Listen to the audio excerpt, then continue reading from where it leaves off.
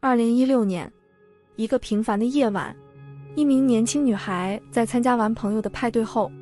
独自一人步行回家。当她走在街上时，一辆银色的面包车突然停在她面前，车内的男子提出可以载她回家。女孩当时本能地感到一丝不安，她婉拒了司机的好意，却提出借用司机的电话。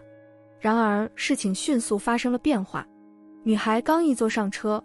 司机便迅速锁上了车门，冷冷地告诉她手机没电了。她的内心顿时充满了恐惧。正当局势逐渐升级时，司机竟然挥舞出了一把枪，女孩的心脏猛然加速跳动，拼命挣扎着试图逃脱，带着强烈的求生欲望，恳求司机放她一马。然而在生死关头，她冷静下来，这时车窗正好开着，凭借着一股不屈的勇气，她毫不犹豫地跳出了正在行驶的面包车，幸运地成功逃脱了这场险恶的绑架阴谋。第二天，她勇敢地报警并指认犯罪嫌疑人。随着警方的介入和调查的深入，揭开了一宗令人不寒而栗的连环杀人案。欢迎来到24探案。诺顿海岸是密歇根州一个宁静的湖滨小城，坐落在密歇根湖的西岸。这里的自然景观优美，是放松和享受户外活动的理想去处。无论是沙滩森林公园还是湖泊，诺顿海岸都能为游客提供丰富的自然体验。2013年，26岁的杰西卡·赫林加在诺顿海岸的埃克森加油站上晚班。杰西卡是一位尽心尽力的母亲，尽管生活充满挑战，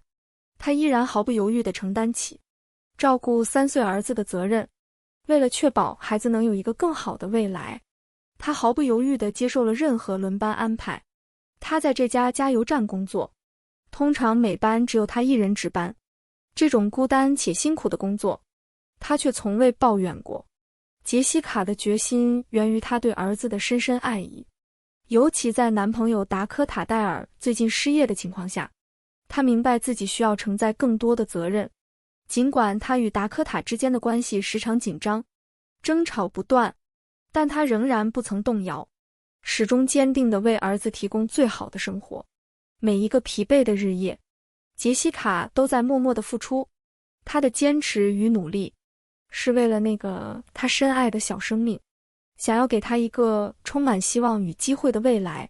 4月26日对杰西卡来说和往常一样，她的轮班时间是下午4点35分至晚上11点15分。她准时到达加油站，准备开始一天的工作。然而那天晚上，一名顾客打电话报警，称加油站虽然开着，但里面没有工作人员，也没有任何人影。顾客告诉911接线员，尽管加油站的灯亮着，门没有上锁，油泵也都正常运作，但加油站内部和周围都空无一人，情况非常可疑。卡舍尔是第一个到达现场的侦探，他打电话给加油站老板，确认加油站确实没有被锁上。经过进一步的搜查，他发现杰西卡的车停在加油站外面，而他的钱包内有超过400美元的现金，钥匙和夹克也被发现留在了加油站内。更为奇怪的是，加油站的收银机没有被盗，账目也完全正常。除了杰西卡本人的失踪，店内似乎没有发生任何异常。杰西卡失踪时，没有发现任何打斗痕迹，她似乎在准备结束轮班时突然消失了。警方检查了加油站后门及周围环境，发现了不寻常的迹象。店外有血迹，地面上还发现了一个沃尔特 P22 手枪的激光瞄准器电池盖。这些线索让案件的复杂性进一步增加。调查显示，最后一次与杰西卡互动的顾客是在晚上10点52分，时间戳显示这时他依然在加油站内。当时商店内没有其他顾客，也没有任何人进入或离开。杰西卡的朋友和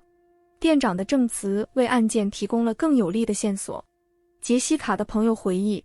他从晚上7点40分左右开始和杰西卡待在店里，直到8点50分左右才离开。而在杰西卡失踪时，最后一位顾客回忆起，加油站内完全空无一人。更为关键的证词来自店长，她在晚上11点左右，和丈夫一起骑摩托车经过加油站时，看到了一辆银色的小型货车进入加油站的北车道，货车停在了商店后面，关掉了前灯。店长注意到，这时杰西卡的车是停车场中唯一的另一辆车。货车司机下车后，打开并关闭了货车的后舱门，然后又走到驾驶座，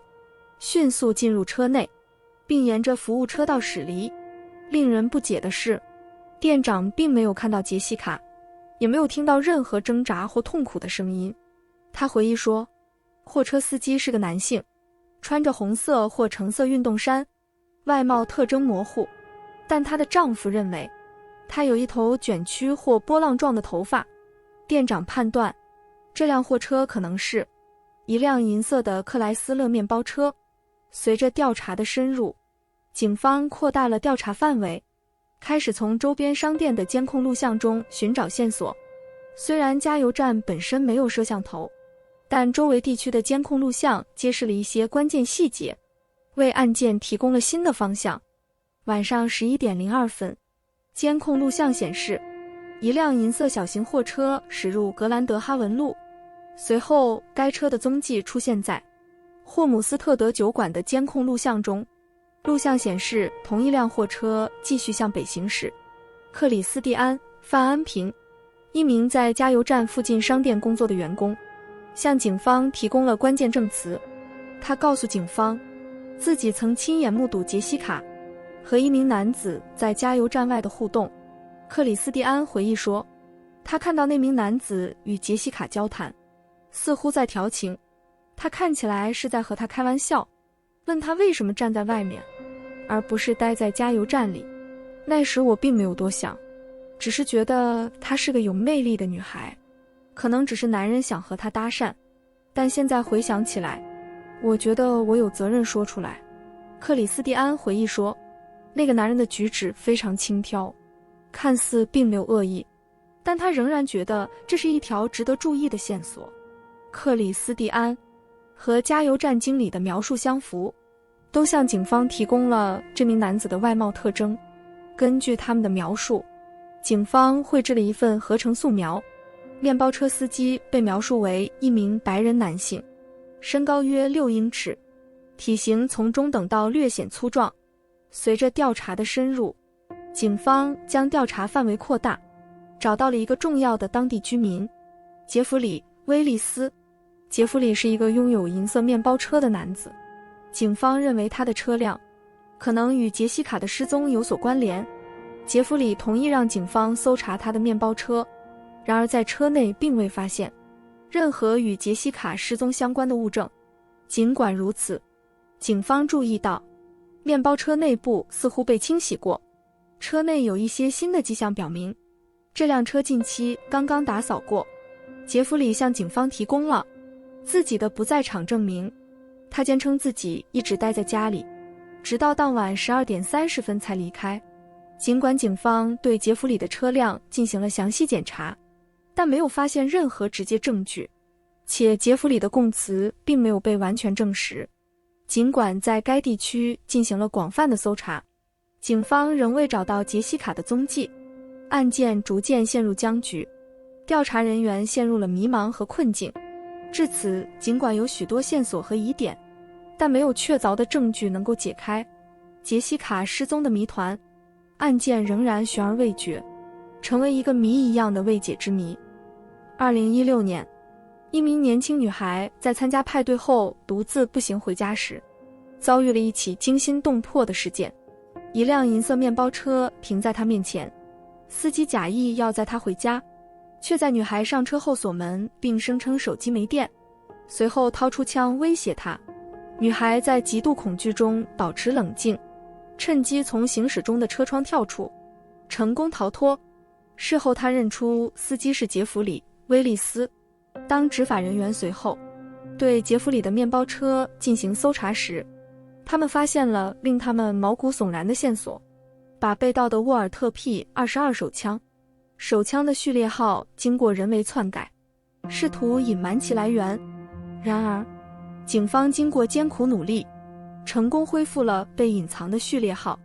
并追踪到了枪支的合法所有人。令人意外的是，这名合法所有人居然是杰弗里的同事之一。他表示，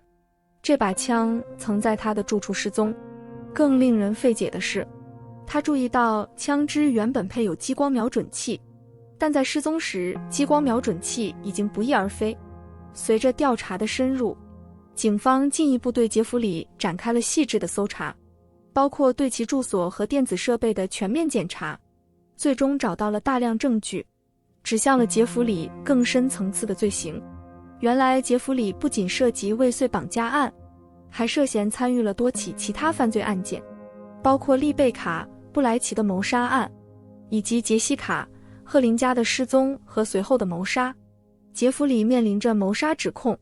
尤其是在杰西卡·赫林加案件中的疑点逐渐明朗。控方指出，杰弗里和杰西卡在埃克森加油站有着较为熟络的接触。进一步调查显示，杰弗里继承了一处破旧的房产，这处房产位于祖父去世后留给他的遗产中，地理位置相当便利，距离加油站仅有12到13分钟的车程。更为巧合的是，杰弗里住处的附近正是贝利的居住区域。这些细节让案件的真相变得扑朔迷离，令人不禁怀疑杰弗里在多起案件中的角色。在杰西卡失踪的那天晚上，4月26日，杰弗里被目击在加油站附近参与一场纸牌游戏。根据他的电话记录显示，他于晚上11点23分左右停留在贝利家附近。警方随后对贝利的房产进行了搜查，发现了一些清洁用品，包括漂白剂等物品。这一发现引发了进一步的怀疑。杰弗里的一名同事作证称，在杰西卡失踪后的第2天，杰弗里回到工作岗位时，脸上和手臂上都有明显的抓痕，似乎是受到过激烈的挣扎或攻击。更令案件复杂的是，一位目击者声称，在那晚，他曾看到一名与杰弗里相符的男子坐在一辆面包车里，该男子的头发上有金色条纹，这是杰弗里独特的挑染风格，进一步加强了警方的怀疑。控方认为，杰弗里可能早已开始监视杰西卡，且在失踪当晚实施了绑架行为。证据表明，杰弗里将车开到加油站的后方，强行将杰西卡拉入面包车内，极有可能使用了威胁或暴力手段。警方在现场发现了杰西卡血迹，尤其在车门外的地面上，进一步印证了他在此地遭遇过暴力。控方推测，杰弗里在加油站绑架了杰西卡，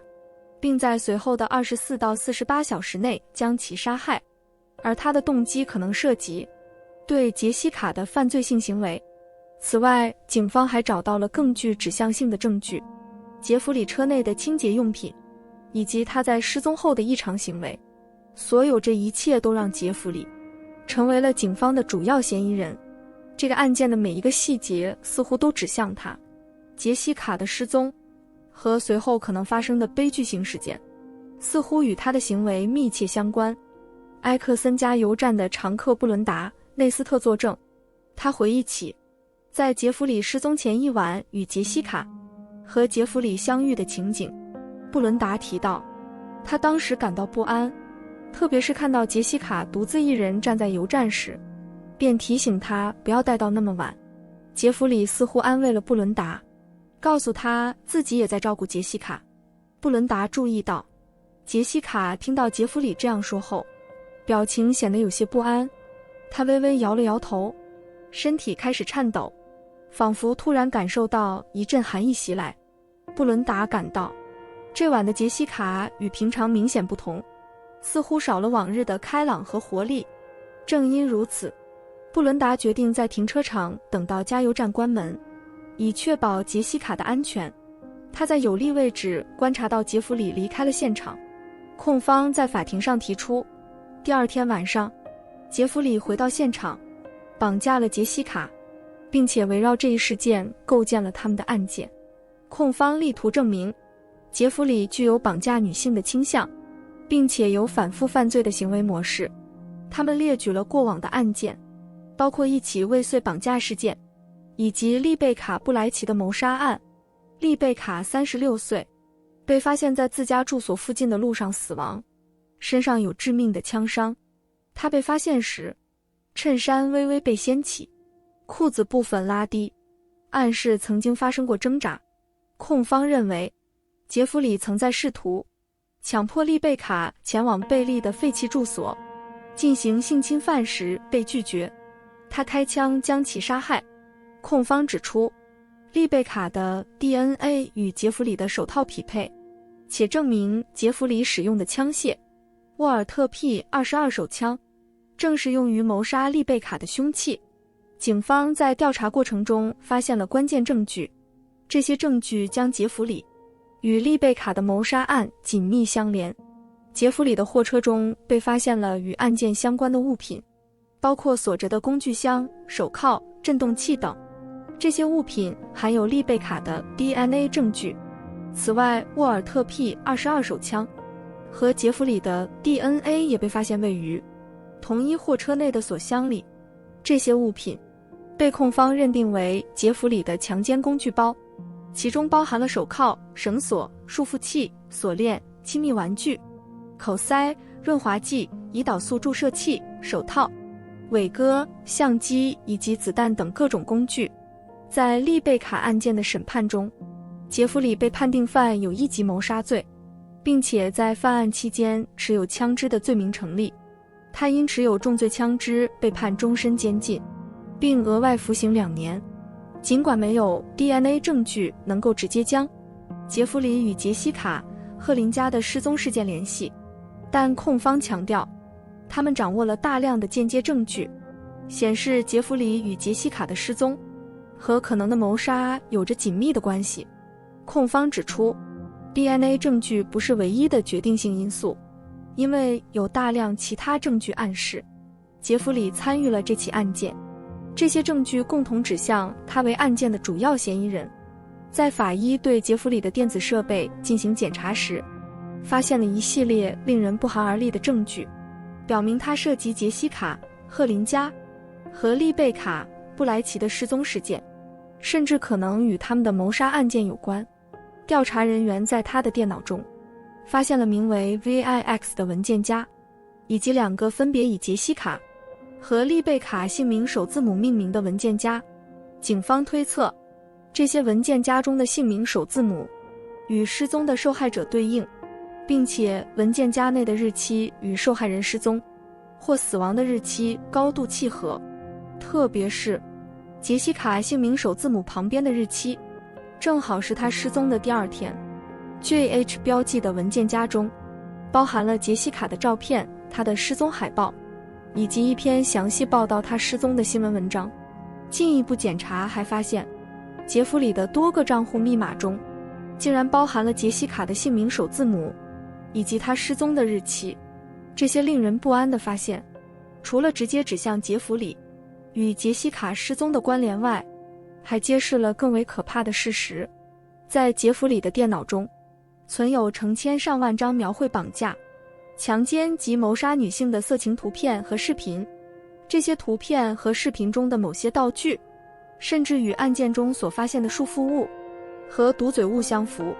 此外，调查人员还发现了一些由杰弗里拍摄的自制偷窥视频。这些视频显示他在未告知被拍摄者的情况下进入他们的家中进行偷拍。杰弗里对他人隐私的漠视以及他的掠夺性行为，通过这些视频得到了明确证实。尽管有如此大量令人震惊的证据，辩方坚决主张杰弗里无罪。他们试图通过多种方式质疑检方的指控，认为仅仅因为杰弗里拥有一辆银色小型货车，就无法将他与加油站监控录像中的可疑车辆联系起来，尤其是由于车牌号没有被记录。此外，辩方特别对布伦达的证词提出质疑，认为他关于杰弗里在加油站出现的记忆并未在杰西卡失踪的3年内浮现，而是在事后才出现的。而对于杰西卡的男友达科塔戴尔的可信度，辩方更是提出了强烈质疑。他们认为杰西卡与达科塔的关系并不和谐，甚至在他失踪前两人常因争吵而分手。他们还暗示杰西卡可能与毒品活动有关，提出他的失踪可能与此有某种联系。然而陪审团最终一致认为杰弗里有罪，判定他绑架并谋杀了杰西卡·赫林加，最终判处他终身监禁，不得假释。杰弗里的表弟凯文·布鲁姆是杰西卡失踪案件中的关键人物，最初承认在侦查过程中对警方撒谎，但后来改变了供述，承认自己在案件中扮演了从犯的角色。凯文透露，他在目睹杰西卡与杰弗里在一起后，协助杰弗里处理了杰西卡的尸体。凯文详细描述了杰西卡的死因，他头部受伤，被赤裸且捆绑，失去意识。根据凯文的证词，杰弗里曾监视杰西卡一段时间，并在将她的尸体运送至偏远地区前，对她进行了多次暴力袭击。凯文还揭露了杰弗里对杰西卡实施的残忍折磨，包括性侵犯、使用亲密玩具及施加酷刑。最终，杰弗里和凯文驾驶汽车前往谢里登陆附近的莱克顿路，准备将尸体隐藏于此。杰弗里在案件诉讼后被判刑并附加5年缓刑。杰西卡的尸体仍未被找到，令他的家人和社会无法得到任何安慰。在杰西卡失踪后，他的父母投身于立法工作，力求通过杰西卡·赫林加法案。该法案要求，在晚上11点至凌晨5点营业的加油站和便利店，